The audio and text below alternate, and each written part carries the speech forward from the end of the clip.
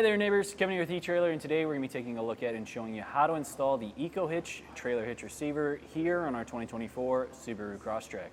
The Subaru Crosstrek is a vehicle designed for getting out and actually doing something in nature, and the best way to do that is to have a trailer hitch on the back of your Subaru, so that way you can actually haul all that gear and fun accessories that you need to enjoy yourself while you're out. This specific hitch is going to be from EcoHitch, and they have a removable receiver, so that way you can have a completely hidden look anytime when you are done and you don't want to have that trailer hitch receiver tube in the way. The cross tube itself is going to sit inside of our fascia, so once we pop out the one bolt on the side of this, we can just drop it right out and chuck it in the back of our car and be ready to go.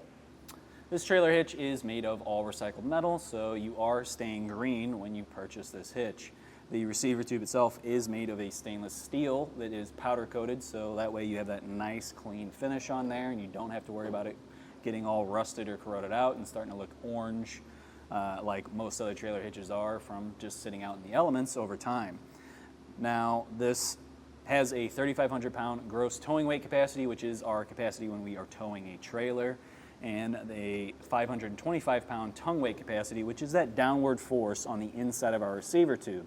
And that's going to be your cargo carriers and your bike racks and then anything that you're loading onto it.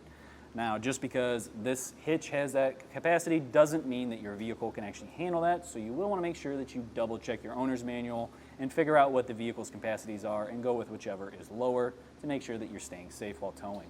Now, when it comes to hauling around accessories or towing a trailer, there are a few measurements we want to take into account. First one being ground clearance. So from the ground up to the inside top edge of our receiver tube, it's sitting at right around 15 inches.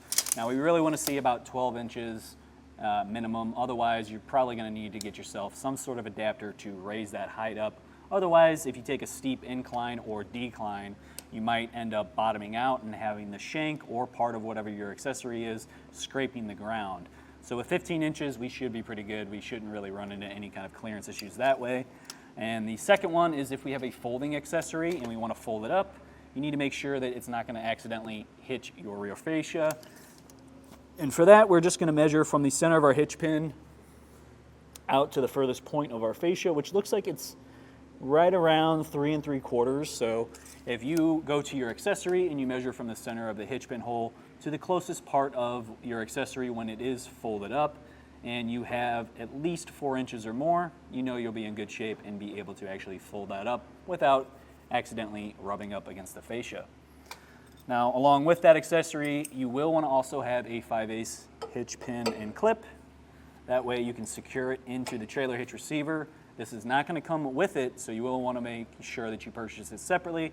I highly recommend picking one that is an anti-rattle as well as locking, so that way you can make sure that nothing's rattling around in here and taking any extra abuse, and no one's going to walk off with your equipment. Now, since our receiver tube is removable, the safety chain loops are made onto the cross tube here instead, so it is hidden up in here.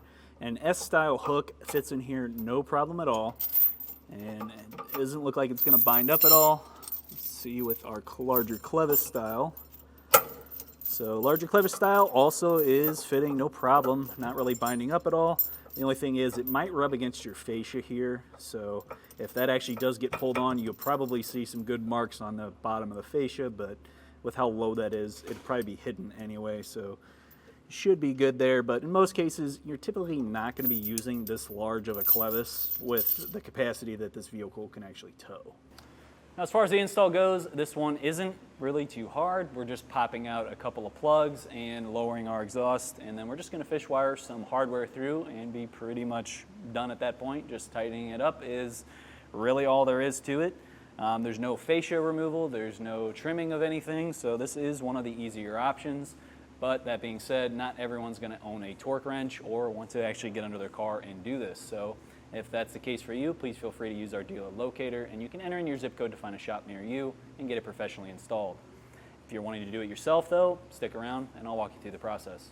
All right, starting off our install, we're going to be setting up our cam strap to help hold up our exhaust, and to do so, we're going to put one hook on our coil spring on one side, and then we'll move over to our other side, pop that on too. tighten that up just a bit to hold it, and we'll want that to be right under our exhaust because we're going to be dropping down the rubber isolators. So there's 2 on our driver's side, 1 over on our passenger side. And before we get that going, I'm going to spray it with a little bit of lube to help make this process a little bit easier. And then with either a pry bar or if you have a removal tool, you can use that as well. And we'll just pop that out.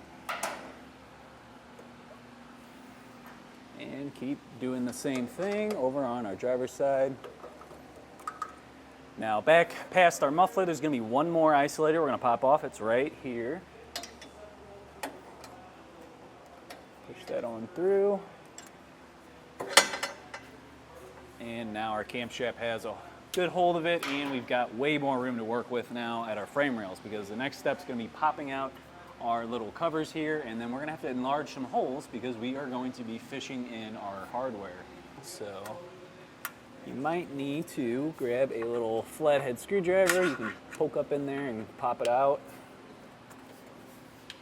Pop that out, and then we're going to start fish wiring our hardware. Now we're going to go from, in the instructions they say from B to A, so this is our larger hole right here. So we're going to use our fish wire, and that's going to be this super long single fish wire that they give you, so make sure you don't tear it up because they only give you 1. And on this, we have our star washer right here that's got all those little teeth. That's going to bite in on there and not allow this to back off. And then we have our spacer block. So we'll want to fish these up 1 part at a time after we get our fish wire through. So what I like to do is just kind of bend the very end of the fish wire down. So once I get through, I can have that kind of hook onto the hole I'm trying to get into. And usually I'll kind of try to stick my finger in there too and feel for it. There we go. So here's what we'll separate and do 1 at a time. Pull that over, and then I'm going to untwist this so we can save our fish wire and reuse it. Now for this one, we're going to reverse fish wire it. So we're going to put our bolt in first. We'll push that up out of the way, push in our spacer block, and then now we'll want to pull back down with our fish wire, and once we get everything lined up properly, that should pop right on through. Alright, I had to push it back in just a bit so I could get it to line right back up, and then I was able to pull it out. But once again, we are going to unthread this, and then we're just going to repeat this same process over on our driver's side. Alright, now with an extra set of hands, we're going to raise our hitch into place, and we're going to have to be very careful. We don't want to push those bolts back up, especially because we don't have fish wires on them like we typically would. So we're going to line this right up, and then our hardware is going to be 2 flat washers, which they give you a split lock washer, and then a hex nut to finish it off.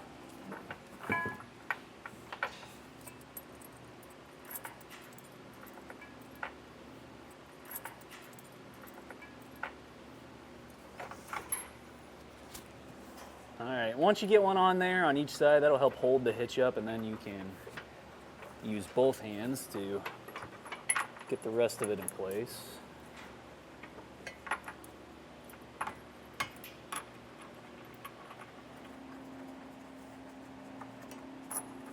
Alright, I'm going to snug each one of these bolts down real quick.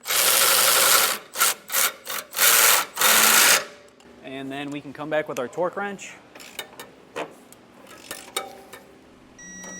Next, we're going to put in our receiver tube. So this is one where you can remove it. So if you're really looking for that clean look without any kind of receiver tube, you just want it hidden completely, then you could easily just pop this out. Now, anytime you do that, you will have to retorque your bolt when you go to actually put it back in and use the trailer hitch. Now we're going to slide this on, and it's going to have a flat washer and a split lock washer that we're going to be using. And once we get everything lined up, we can run that through. And on the other side of our receiver tube, there is a bar that runs up with a weld nut on it. And we're going to be using a 15/16 socket to tighten this down with. And then we'll come back with our torque wrench. Now that we have all of our bolts torqued down, it's time to reinstall our exhaust here. So we're gonna just have to push it back up and get each one of our rubber isolators back in place. Well, that's going to do it for our look at and installation of the EcoHitch Trailer Hitch receiver here on our 2024 Subaru Crosstrek. My name's Kevin, and if you still have some questions about what's going to be the right trailer hitch receiver for your Crosstrek, please feel free to reach out to us via our Ask the Experts link, a comment on this video, or a phone call to our customer service department, and we'd be happy to help you out on your journey.